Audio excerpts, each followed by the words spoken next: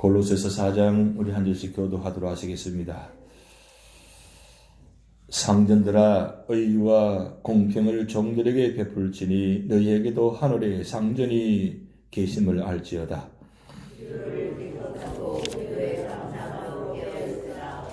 또한 우리를 위하여 기도하되 하나님이 전도할 문을 우리에게 열어두사 그리스도의 비밀을 말하게 하시기를 구하라. 내가 이 일 때문에 매임을 당하였노라.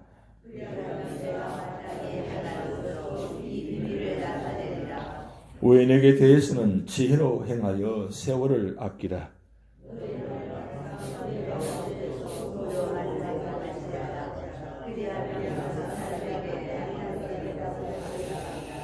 두기구가 내 사정을 다 너에게 알려주리니 그는 사랑받는 형제요 신실한 일꾼이요 주 안에서 함께 종이 된 자니라.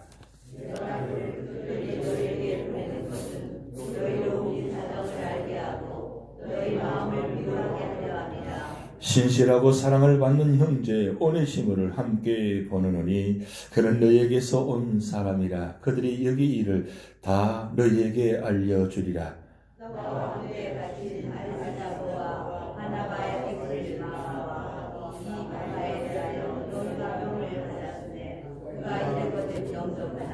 유수들 하는 예수도 너희에게 문안하느니라. 그들은 할례파이나 이들만은 하나님의 나라를 위하여 함께 역사하는 자들이니 이런 사람들이 나의 위로가 되었느니라.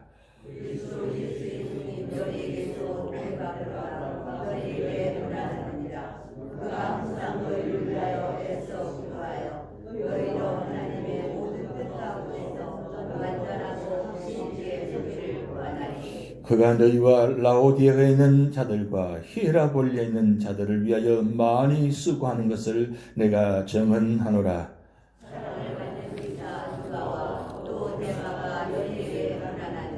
라오디아에 있는 형제들과 녹바와 눈바와 그 여자의 집에 있는 교회에 문안하고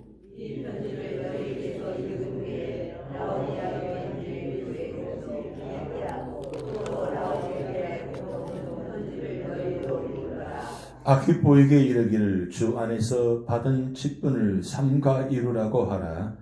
나 바울은 친필로 문안하노니 내가 매인 것을 생각하라. 은혜가 너에게 있을지어다. 아멘. 이 골로새 4장 마지막 골로새 교인들에게 사도 바울이 권면, 당부, 부탁드리는 말씀입니다. 이제 예수 그리스도를 믿고 난 구원받은 후에 새 사람을 입은 사람으로서 어떻게 신앙생활을 해야 될 것인가, 그리고 사회에서 어떻게 성도 간의 교제를 해야 될 것인가, 그 말씀을 오늘 사도 바울이 골로새 교회 성도들에게 보낸 편지입니다. 오늘 이 말씀 꼭 기억하고 유념하셔야 될 말씀들이 많이 있습니다. 사도 바울이 첫 번째 부탁하고 당부하는 장면은 기도를 열심히 하십시오. 기도를 열심히 하십시오. 왜 우리가 기도해야 됩니까? 기도는 하나님 만나는 시간입니다. 그리고 하나님 만나는 시간은 하나님 앞에서 입을 닫고 마음을 닫고 빗장을 치고 그렇게 있지 말라는 거예요. 하나님은 어떤 분이십니까?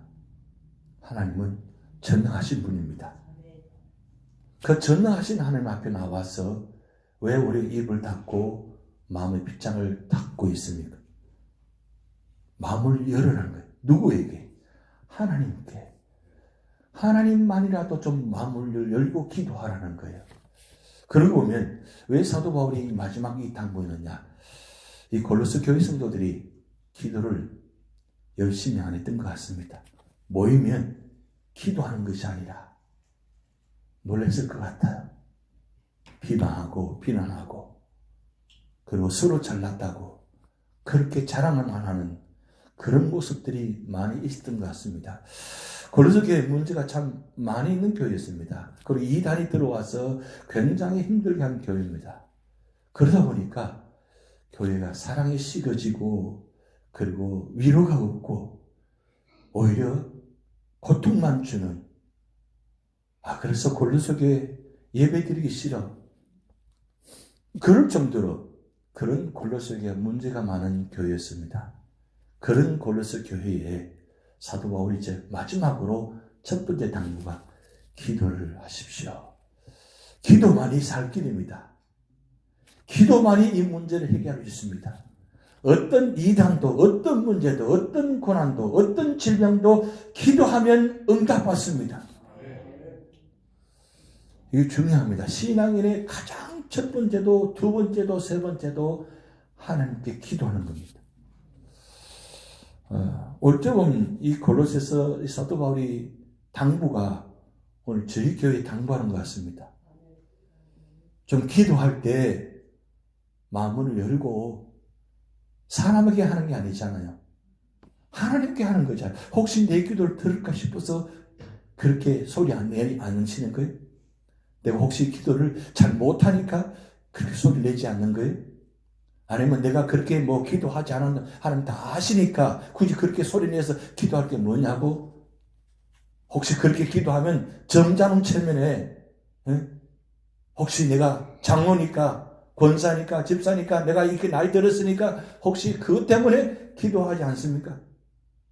아닙니다. 하나님 앞에는 다 어린아이와 같다고 말씀하셨습니다. 그런 자세가 필요한 거죠. 하나님이 누구에게 더 주시겠어요? 여러분 손자 손주들 많이 키우시잖아요. 어떨 때 이뻐요? 할아버지 할머니 아무것도 필요 없어요. 안 주셔도 돼요. 그런 손주가 이뻐요? 아니면 할아버지 이거 필요해요. 이거 꼭 주세요. 어느 손주가 더 이뻐요?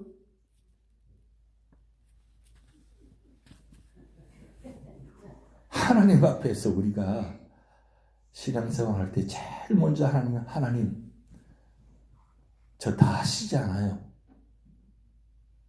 그리고 하나님 아버지 하지 마시고 하나님 앞에 내어놓는 거예요. 여러분 히스기야가 그 벽을 향하여서 기도할 때 하나님 다 아시지 않아요. 이렇게 말하지 않았어요. 하나님 제가 옛날에 이런 일을 했잖아요. 기억하소서. 제가 이런 일을 했습니다. 그렇게 통보하고 기도했던 거죠.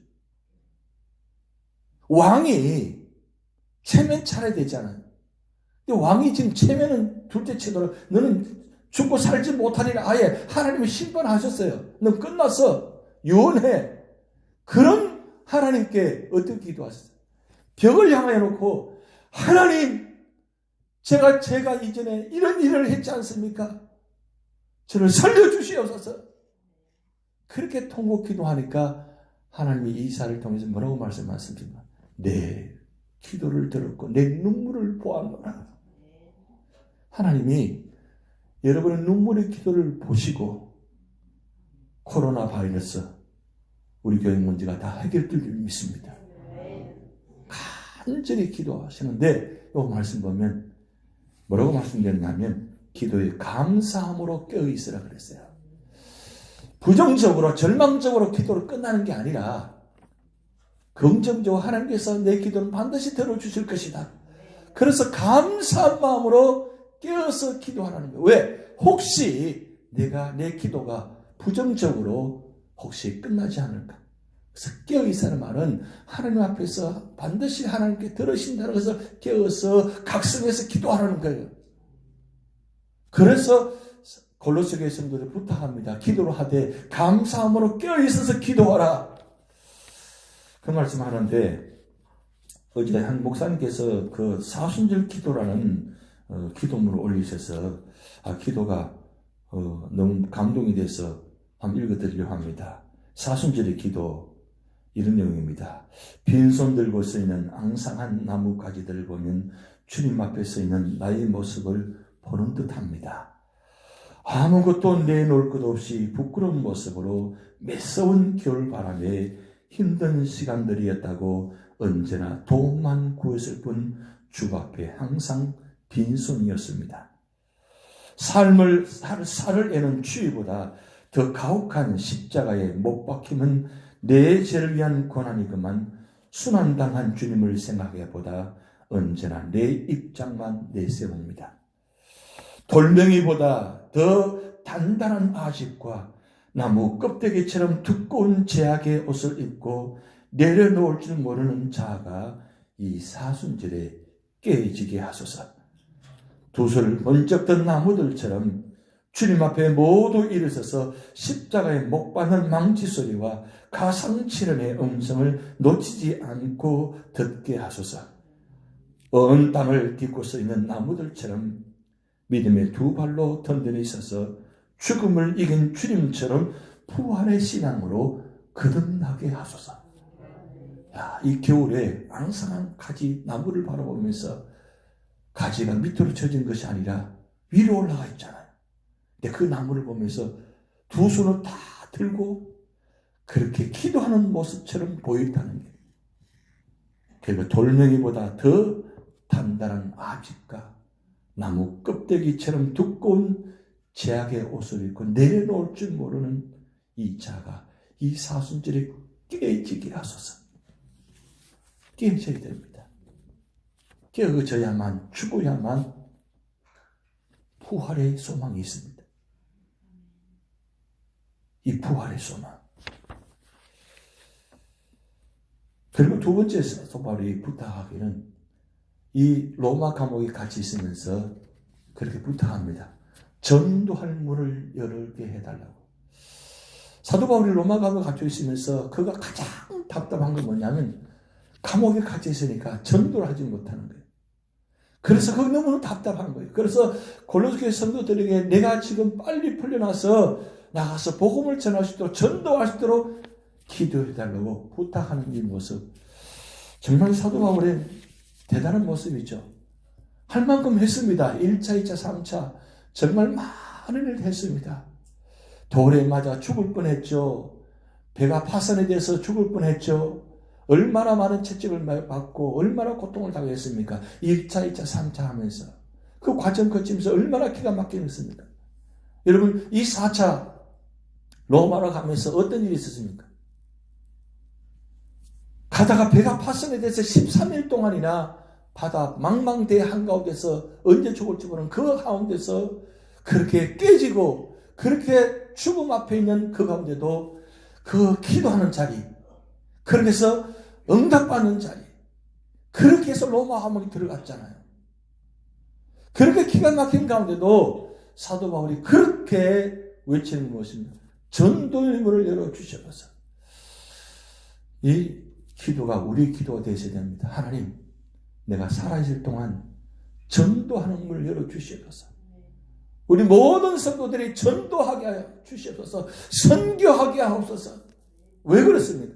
한 영혼이 구원받는 게 얼마나 소중합니까? 여러분, 1차, 2차, 3차 전도하면서 사도 바울이 얼마나 전도가 필요한지, 얼마나 영혼 구원이 필요한지, 얼마나 교회가 필요한지를 절실히 느꼈잖아요. 그런데 지금 로마 감옥에 갇혀 있어요. 그런데 얼마나 답답하겠어요. 그래서 골로새 성도들에게 전도의 문을 열어달라고 부탁하는 이 모습. 여러분, 이게 필요합니다.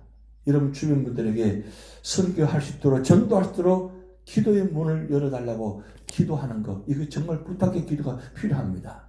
그러면서 사도 바울이 6절 말씀 보면 참 중요한 말씀입니다. 골로새 교회 성도들이 부탁하는 겁니다. 너희 말을 항상 은혜 가운데서 소금으로 맛을 낸 것 같이 하라. 그리하면 각 사람의 마땅히 대답할 것을 알리라. 이 말을 거론했다는 뜻은 골로새 교회 성도들이 굉장히 말이 거칠었다는 뜻입니다. 강했다는 뜻입니다. 그래서 은혜 가운데 소금으로 맛을 낸 것 같이 하라. 이러면 소금의 역할이 뭡니까? 맛을 내잖아요. 또 맛을 내려면 소금이 녹아야 됩니다. 그런데 이 소금이 녹지 않고 그대로 있으면 땅에 밟힐 뿐이니라 주님께서 말씀하셨어요. 여러분, 주님께서 팔복을 말씀하시고 제일 먼저 하신 말씀이 너희는 세상의 소금이요 빛이라 그랬어요. 왜 소금을 제일 먼저 말씀하셨을까요? 이 말이 문제입니다. 말이. 혹시 내가 오늘 이번 주는 꼭 이 말을 하리라 그렇게 결단하고 오신 분은 없습니까? 왜 그 제 마음속에 그런 생각이 드는지 모르겠습니다. 이번 주에 내가 꼭 이 말을 하겠다고 하는 분이 계신 것 같아요. 왜냐하면 자꾸 제 마음속에 지금 자꾸 성령께서 제 마음을 자꾸 이렇게 말씀하게 하세요. 그래서 이 말씀을 6절 말씀 보여주셨어요. 참으십시오.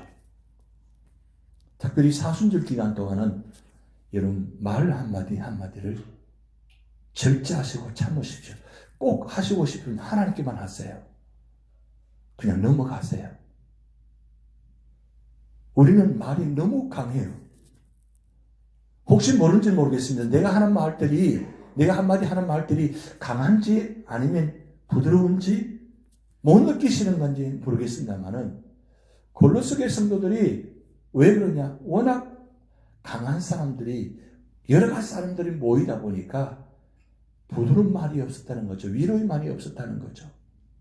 그러니까 오죽했으면 사도 바울이 소돔과 같이 맛을 내게 하라. 여러분 내 말 한마디가 사람을 살리기도 하고 죽이기도 합니다. 오히려 칼을 찌르는 것보다 말 한마디가 더 강합니다. 그 말 한마디는 비수에 꽂혀서 평생 잊지 못합니다. 밖에 드러난 상처는 약을 바르면 회복됩니다. 시간이 지나면. 그런데 이 말 한마디는 평생 지워지지 않습니다. 평생 지워지지 않아요. 일주일 만에 오랜만에 만났는데 말 한마디 들어가지고 상처받혀서 헤어나지 못하는 모습들이 있을 수 있다는 거예요. 그래서 말 한마디 한마디 특별히 사순절 기간 말이라도 절제하고 부드러운 말, 축복의 말을 하시기 바랍니다. 감사합니다. 사랑합니다. 축복합니다. 환영합니다. 이 말 외에는 하지 마세요. 그래야 교회가 삽니다. 그리고 성도가 살아요. 내가 봉사하는 거, 내가 섬기는 거, 그거 섬긴다고 내가 봉사한다고 하면서 그게 하나님을 위한다고 하면서 말 한마디가 여러분 상처가 되면 어떻게 돼요? 하나님은 은혜가 되었고 내 말밖에 나오지 않잖아요. 그래서 특별히 봉사하고 수고하신 분들 더 조심해야 되고 더 축복의 말을 하셔야 됩니다. 혹시 다른 사람이 나에게 그런 말을 할 때도 어떻게 해요? 오히려 감사합니다 라고 말할 수 있는 마음이 되도록 기도하시기 바랍니다. 그리고 언제든지 나에게는 그런 일들이 있을 수 있다고 마음에 준비를 하시기 바랍니다. 그리고 기왕이면 내가 준비된 말, 축복된 말, 사랑의 말을 하시기 바랍니다. 그럴 때에 내 성경 가운데 내가 나타나지 않고 말 때문에 상처가 있지 않고 오히려 은혜 가운데 그리고 축복이 된다는 사실이에요. 그걸 지금 사도 바울이 간곡히 부탁합니다. 그러면서 오늘 사도 바울이 10절부터 마지막 절까지 9명의 이름들을 거론합니다. 이 9명의 이름들이 굉장히 소중한 사람들입니다. 그런데 로마 감옥에 사도 바울이 외로울 것 같죠. 희망이 없을 것 같죠. 그런데 놀라운 사실은 하나님께서 이 8명의 동역자를 로마 감옥에 붙여주셨어요. 함께 계세요. 그 첫 번째 인물이 누구냐면 두기고입니다. 이 두기고는 에베소서와 골로새서를 전달자 역할한 인물입니다. 전달자 역할하는 역할. 이 두기고가 에베소서와 골로새서를 전달했습니다. 그리고 두 번째 오네시모가 나와요. 이 오네시모는 누구입니까? 빌레몬의 종입니다. 그런데 로마 감옥에 이 오네시모가 어떻게 죄를 지어서 오게 되었습니다. 그런데 이 오네시모가 그 로마 감옥에 같이 있으면서 이 사도 바울의 복음을 통해서 구원받는 놀라운 역사가 나타납니다. 그리고 이 오네시모를 빌레몬에게 용서해달라고 편지 쓴 내용이 빌레몬 씁니다. 그 오네시모를 지금 두기고와 함께 골로새에 보냅니다. 이게 얼마나 놀라운 축복이에요. 그리고 세 번째 인물 아리스토가고, 이 아리스토가는 데살로니가 출신입니다. 그런데 에베소서에 거기서 소위 때 만나가지고 함께 신앙생활하는 이 아리스토가고, 이 아리스토가가 이 로마 감옥에 와 있습니다. 그리고 이 마가 누굽니까? 1차 성교행 때 끝나고 그 성교행 때 다 끝나지 못하고 돌아온 이 마가 때문에 2차 때 바나바와 함께 싸웠던 중요한 인물이 있잖아요. 근데 이 마가가 지금 로마 감옥에는 바울을 찾아와 있습니다. 위로하기 위해서. 마가 때문에 바나바와 바울이 나눠져서 평생 동안 원수같이 지낼 수 있는 사이인데 이 마가가 뭐가 바울이 좋아서 찾아오겠어요. 그런데 이 마가가 신앙을 회복하고 지금 로마 감옥에 찾아와서 함께 위로자로 동역자로 세워졌다는 것. 그리고 유스도는 유대인 출신입니다. 근데 언제나 끝까지 함께 바울과 함께 위로자 동역자로 세워졌습니다. 그리고 이 에바브라가 누굽니까? 바로 골로새 교회 목회자입니다. 에베소에 있어서 복음을 전하는 가운데서 은혜를 받고 골로새 지역에 내려가서 골로새에서 교회를 세워서 그가 목회하다가 이 사도 바울이 로마 감옥에 갇혔던 소식을 듣고 제일 먼저 달려가서 위로자 통역자로 여기 함께 있다는 것. 그리고 이 누가는 누구입니까? 바로 2차 선교 때부터 함께 출발해서 함께 선교사를 감당하면서 의사인 누가 하나님께서 이를 붙여주셔서 사도 바울이 그 고통과 고난 가운데 그 모든 질병을 책임지는 그 누가가 지금 함께 로마 감옥에 같이 있습니다. 그리고 이 대마는 2차 선교 여행 때 데살과 교회를 세웠을 때 그 성도입니다. 이 대마가 지금 로마 감옥에 찾아와서 함께 동역자로 있습니다. 8명이나 동역자가 함께 있습니다. 그런데 어떻게 이렇게 있을 수 있을까요? 사도 바울이 보통 인물이 아닙니다. 보통 성격의 사람이 아닙니다. 그런데 사도 바울이 한 가지 그 단점도 많지만 장점은 이런 동역자들을 끝까지 세우고 함께 위로해 주었다는 겁니다. 그리고 무엇보다도 사도 바울을 통해서 사도 바울이 복음의 열정, 예수님이 어떤 분인가를 만났다는 것. 그래서 사도 바울 때문에 그 옆에 있는 것이 아니라 예수님 때문에 사도 바울의 동역자가 되었다는 것. 여러분 혹시 신앙생활 하면서 혼자 계신 분들 있지 않습니까? 무슨 일을 할 때도 혼자 하시는 분들이 있습니다. 하나님의 위로와 동역자가 필요하잖아요. 내려놓고 그들과 함께 동역하는 자리. 여러분 이 동역이 그만큼 필요합니다. 사도 바울이 얼마나 외롭겠습니까? 얼마나 힘듭니까? 물론 주님이 계시니까 끝까지 이겨낼 수 있지만 중요한 것은 하나님께서 이런 복음의 역사를 이룰 때는 동역자를 세워주셔서 함께 한다는 것. 얼마나 귀한 축복입니까? 그래서 사도 바울은 외롭지 않습니다. 왜? 주님이 계시고 믿음의 동역자가 함께 계시기 때문입니다. 바로 복음을 전할 때 복음 사역자는 함께 이렇게 위로해 주신다는 사실입니다. 그리고 마지막 인물이 한 분이 등장하는데 마지막 때는 아키포라는 인물이 등장합니다. 이 아키포는 누구냐면 바로 빌레몬의 아들입니다. 그 빌레몬의 아들이 지금 골로새 교회에 가서 믿음의 성도로서 열심히 교회를 함께 동역하고 있습니다.